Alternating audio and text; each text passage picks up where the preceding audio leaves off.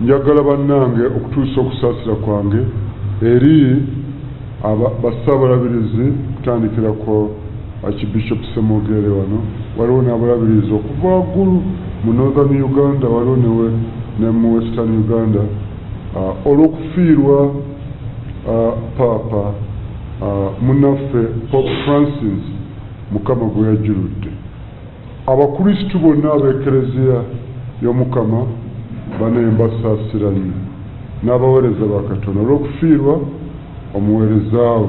Kitalo nnyo nsaba Mukama babudde abadde musajja mwewombeefu nnyo ng'ayagala eddiini ate ng'ayagala obutebenkevu mu nsi yonna.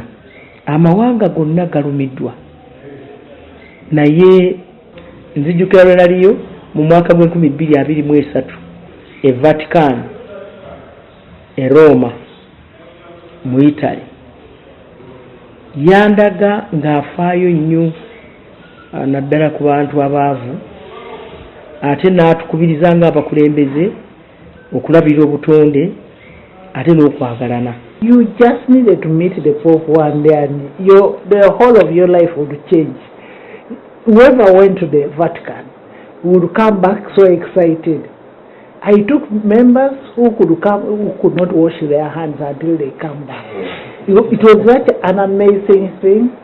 You meet him, he starts chatting with you, he will pray, then he tells you how much Uganda is his other home because of the matter, and you really feel, yes, you're dealing with a person who knows you, even up to your home in